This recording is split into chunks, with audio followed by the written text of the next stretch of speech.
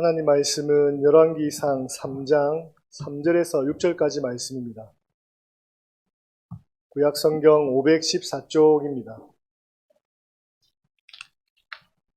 열왕기상 3장 3절에서 6절까지 말씀 제가 읽겠습니다. 솔로몬이 여호와를 사랑하고 그의 아버지 다윗의 법도를 행하였으나 산당에서 제사하며 분향하더라. 이에 왕이 제사하러 기브온으로 가니 거기는 산당이 큼이라. 솔로몬이 그 제단에 1000번제를 드렸더니 기브온에서 밤에 여호와께서 솔로몬의 꿈에 나타나시니라. 하나님이 이르시되 내가 내게 무엇을 줄꼬 너는 구하라. 솔로몬이 이르되 주의 종 내 아버지 다윗의 성실과 공의와 정직한 마음으로 주와 함께 주 앞에서 행함으로 주께서 그에게 큰 은혜를 베푸셨고 주께서 또 그를 위하여 이 큰 은혜를 항상 주사 오늘과 같이 그의 자리에 앉을 아들을 그에게 주셨나이다. 아멘. 담임 목사님 나오셔서 말씀 선포하시겠습니다. 마음대로 잘 안 되지? 인생이 다 그런 거다. 원래 첫 무대는 다 그런 거야. 오늘 감사한 것은 어린이들이 함께 찬양. 너무 잘하면 북한인 줄 알거든. 그래서 오늘 우리 집사님들 자녀도 있고, 또 감사한 것은 올해 들어서 우리가 전도하려고 애를 쓰고 토요학교 애를 썼는데, 아파트에서 온 두 어린이가 예원이 예림이가 오늘 교회 와서 작년부에서 첫 예배 출석을 하면서 첫 공연을 마쳤습니다. 축하 박수 한번 합시다.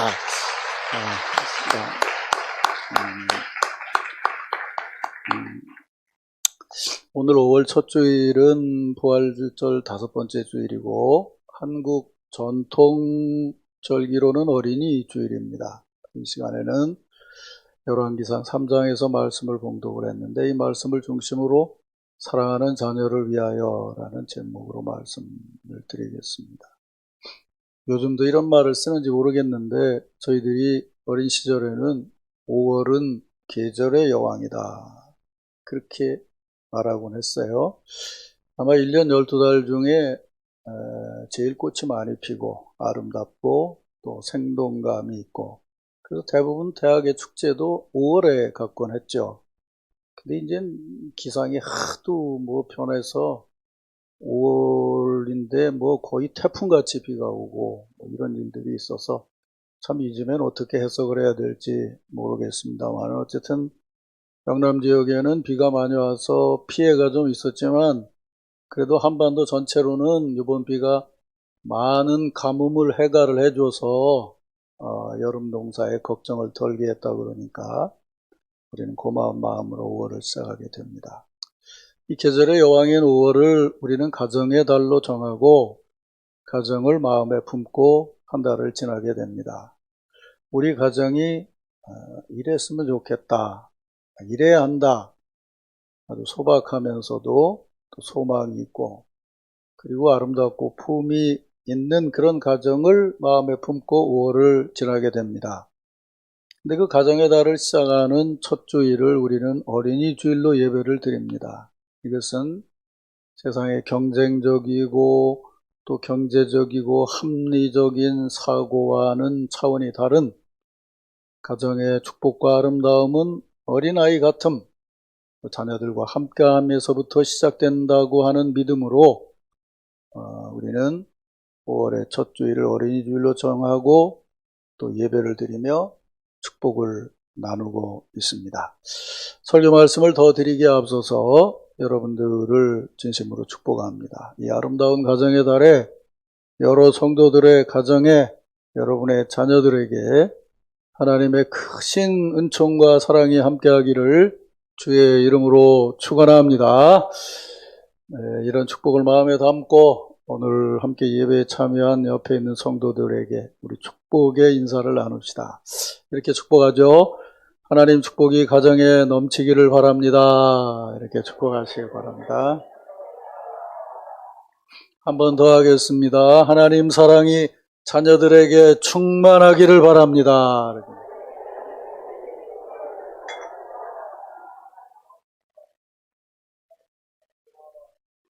어째 축복 인사가 아까 애들 노래 같아요.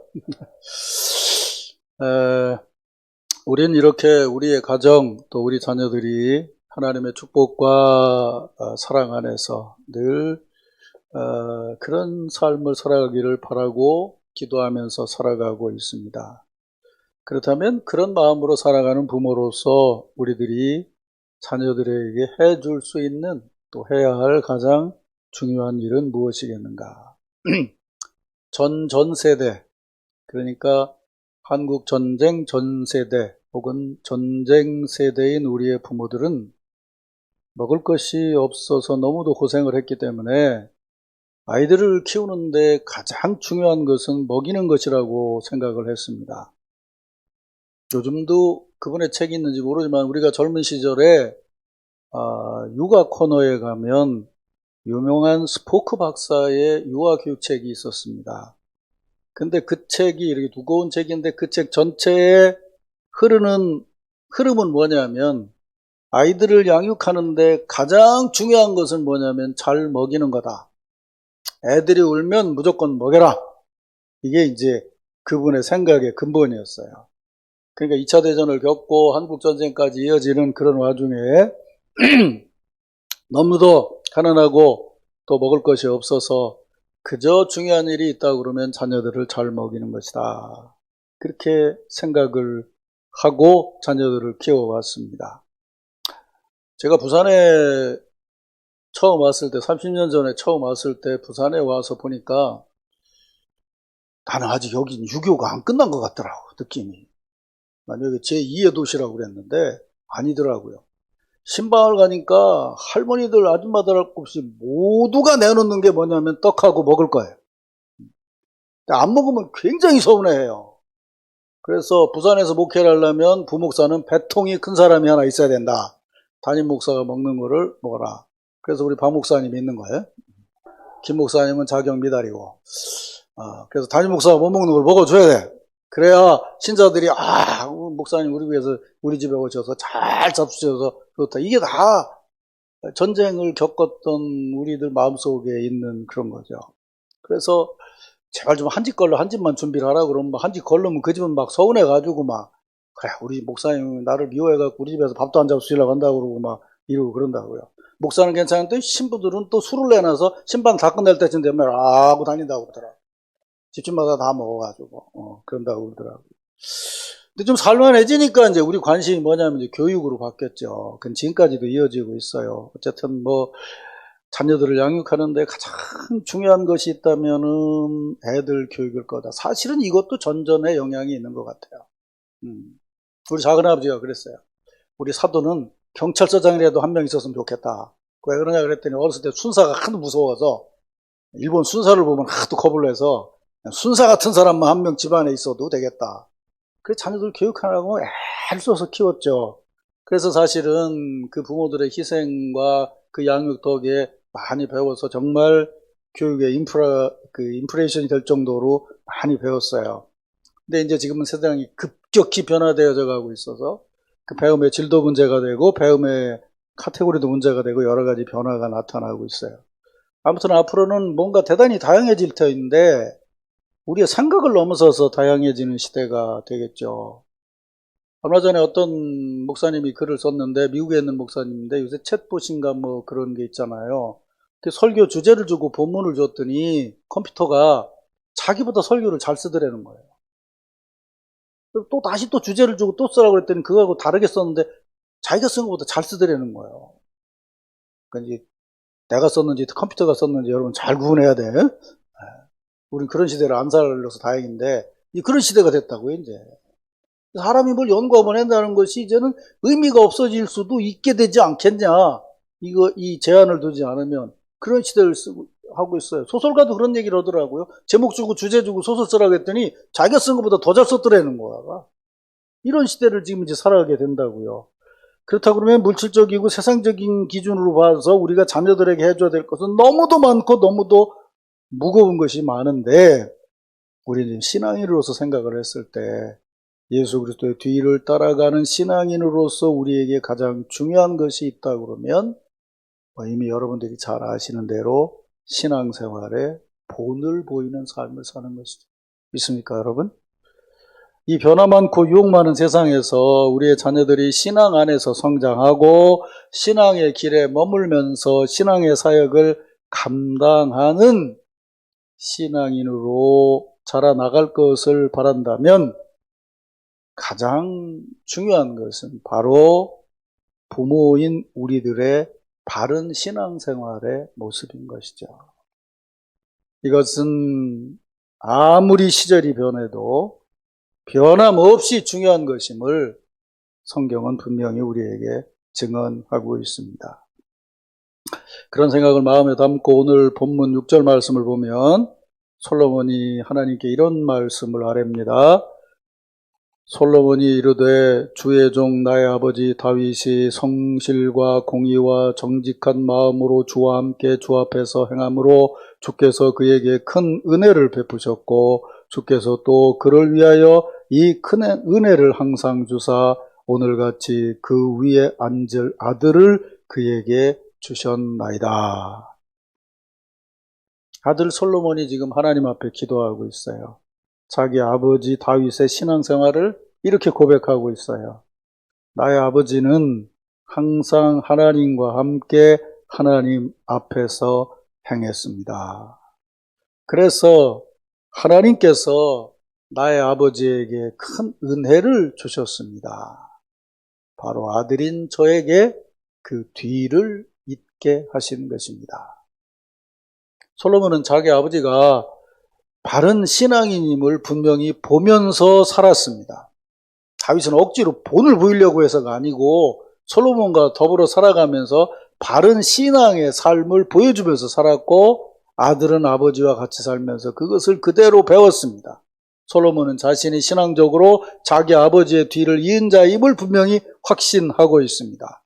솔로몬은 아버지 다윗에게서 물질적인 부만, 성전을 지을 수 있는 물적인 재료만 상속받은 것이 아닙니다. 그는 아버지의 삶을 보고 가장 중요한 하나님을 믿는 신앙을 상속받은 것입니다. 적어도 우리가 신앙인이라면 우리가 바라는 가장 귀한 축복은 바로 이것입니다.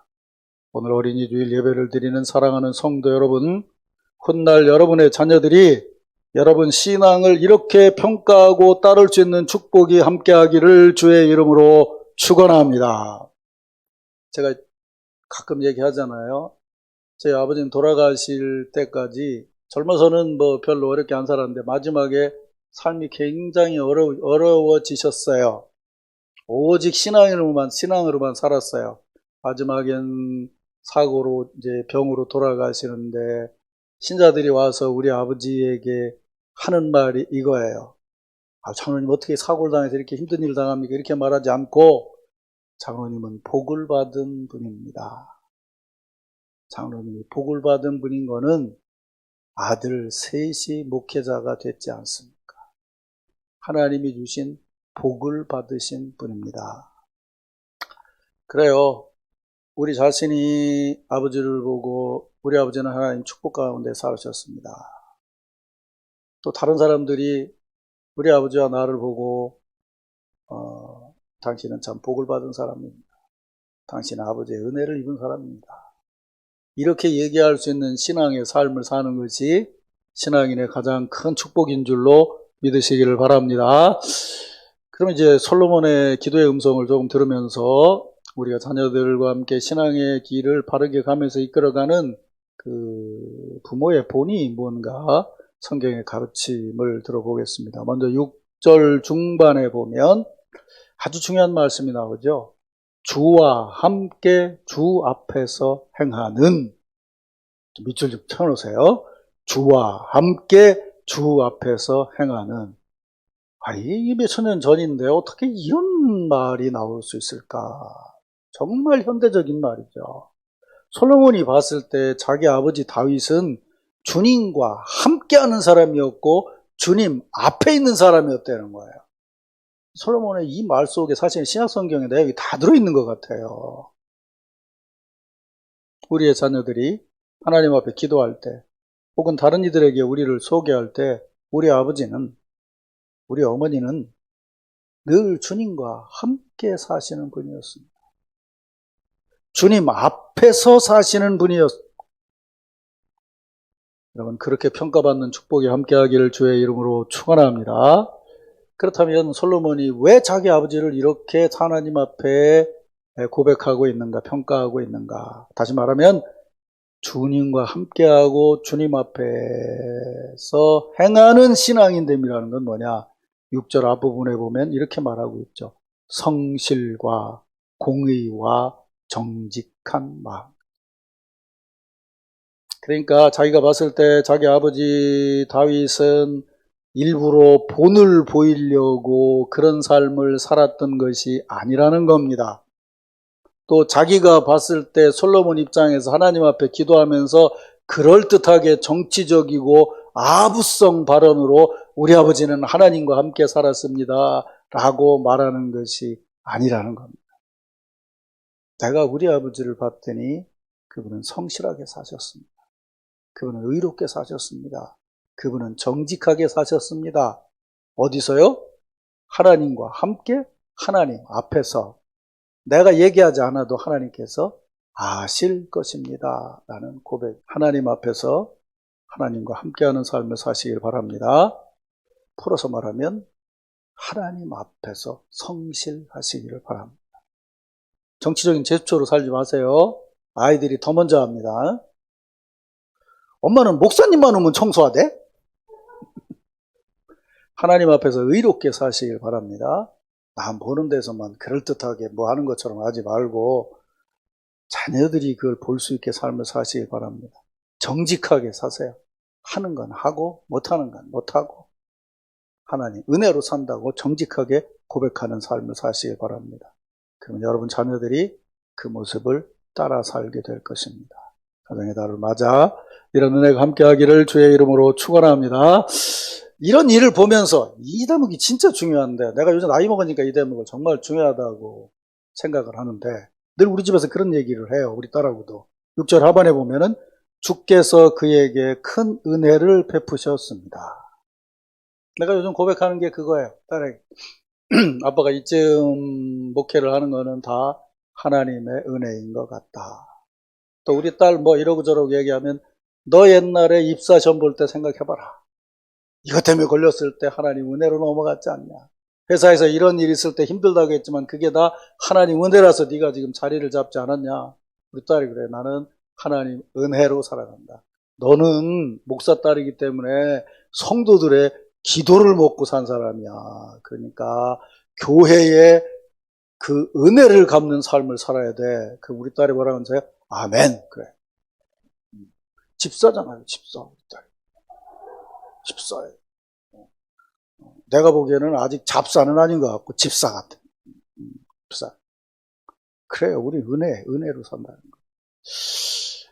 이게 정말 참 감동이잖아요. 아들이 아버지를 보면서 참 우리 아버지는 하나님 은혜로만 사신 것 같습니다. 옛날에는 전후에는 이 자녀들이 부모를 어떻게 살았다고 고백했냐면요. 우리 엄마는요. 악착같이 살았어요. 그리고 고백했어요. 악착같이 살았어요. 우리 어머니 아버지는요. 정말 우리 교육시키려고 악착같이 살았어요. 이렇게 얘기했어요. 근데 그 악착같이 살아가는 것이 부모, 자녀들의 눈에 우리 엄마는 은혜 안에서 열심히 살았어요. 있습니까, 여러분? 그게 우리의 신앙 고백이 되어야 되는 것이죠. 그 은혜를 받았다는 고백이 참 놀라운 게 뭐냐면 솔로몬이 이렇게 고백하고 있다는 거예요. 우리 아버지는 하나님 은혜를 받은 자고 은혜를 받는 자입니다. 그랬는데 옛날 성경에 뭐라 되냐면 은혜 받을 것이 예비된 자였습니다 라고 말해요. 그 예비된 은혜가 뭐냐면 바로 납니다 이렇게 말하는 거예요. 아버지가 은혜 받은 자라는 것이 뭐냐면 내가 바로 그 은혜의 덩어리입니다. 아버지가 은혜를 받았기 때문에 내가 아버지 뒤를 이어서 왕위에 오를 수 있었습니다. 그렇게 말아간다면 그 자리는 자기 힘으로 올라간 자리가 아니죠. 아버지 힘으로만 올라간 자리가 아니죠. 하나님의 은혜를 받은 자리죠. 그러니까 우리 아버지가 은혜 받은 자입니다라는 고백 속에 이미 뭐가 들어있냐면 나도 같이 은혜를 받은 자입니다. 내가 주님의 은혜를 받아서 구원받은 하나님의 자녀가 됐다는 것은 기독교 교리의 핵심이에요. 근데 그 뒤에 고개 빙산의 10분의 1이라면 10분의 9가 숨겨져 있는 게 있어요. 예수님이 삭개오의 집에 들어가서 삭개오가 회개하고 고백했을 때 내가 구원을 받으리라고 했어요. 이 집의 구원이 이르리라고 했어요. 이 집의 구원이 이르리라. 나은 사람 구원받는 것은 10분의 1이에요. 그 밑에 도도하게 흐르는 은혜의 덩어리가 있다 그 말. 그게 뭐냐? 내 아버지가 은혜를 받았기 때문에 나도 은혜 안에 있습니다. 그런 마음을 가지고 있으니까 아까 앞에서 말한 아버지의 성실함과 정직함으로 나는 살아갈 수 있습니다. 라고 고백하는 거죠. 그래서 열왕기서 기자는 3절에 보면 이런 사연을 다 놓고 그것을 모아서 제가 왜 이걸 신학성서적이라고 말을 하냐면 바로 이 대목 때문이에요. 솔로몬이 여호와를 사랑하고 솔로몬이 여호와를 사랑했다는 거예요. 바울의 서신, 요한 서신의 결론이 그거 아니에요? 하나님 사랑, 이웃 사랑이죠. 솔로몬 얘기에서 그 얘기가 나와요. 아버지의 은혜를 이어받은 은혜 받은 자녀이기 때문에 나는 하나님을 사랑하는 삶을 살아가고 있습니다. 이 자리에는 3대, 4대 신앙의 대를 이어서 신앙생활을 해온 성도들이 있습니다. 그분들은 부모님이 하나님의 은혜 안에서 하나님을 사랑한 것보다 솔로몬의 고백처럼 더 주님을 사랑하시기를 주의 이름으로 축원합니다. 이 중에는 단대 신앙인이 있습니다. 제가 아는 분 여러분들이 있어요. 단대 신앙생활을 하려면요, 나무를 옮겨 심은 것 같기 때문에요, 뿌리를 내리는데 굉장히 많은 시련과 어려움이 있습니다. 저도 외할머니가 신앙생활을 했고 우리 아버지가 친가로는 처음 신앙생활을 하는데 정말 모든 것이 잘 되는 때가 또 있었지만 지독한 시련이 많았습니다. 그 시련 중에 기도하면서 사실은 자녀들이 전혀 목회하고는 상관없을 자녀들이 목사가 됐어요. 지금 단대의 신앙생활을 하시는 분들 시련이 오는 걸 겁내지 마시길 바랍니다. 하나님이 여러분 가문을 크게 쓰시려고 하는 경륜이 있는 줄로 믿으시길 바랍니다. 시련이 크게 온다고 못 이긴다고 생각하지 마시길 바랍니다. 그 은혜 안에서 주시는 시련이에요. 여러분 하나님 자녀이기 때문에요. 그 시련 속에서 여러분의 자녀들이 더 단단하게 성장해 나갈 수 있을 겁니다. 여러분 정말 주님을 사랑한다면요.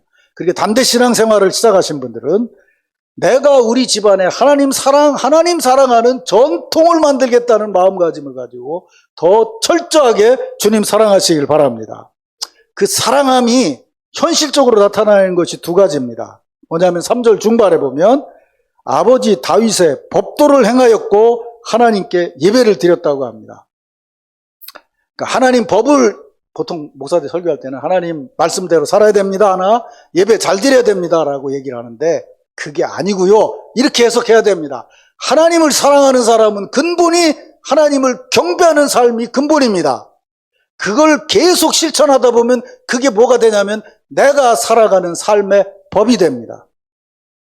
그러니까 나는 주님 말씀대로 살아가는 신앙인인데 어쩌다 예배도 빠지고 뭣도 빠지고 할 수 있습니다. 이렇게 해석해야 되는 것이 아니고 나는 주님을 사랑하기 때문에 근본적으로 그분이 주신 은혜 안에서 나는 하나님을 경배하고 예배하는 삶을 지속적으로 살아가겠습니다. 그게 나의 법입니다.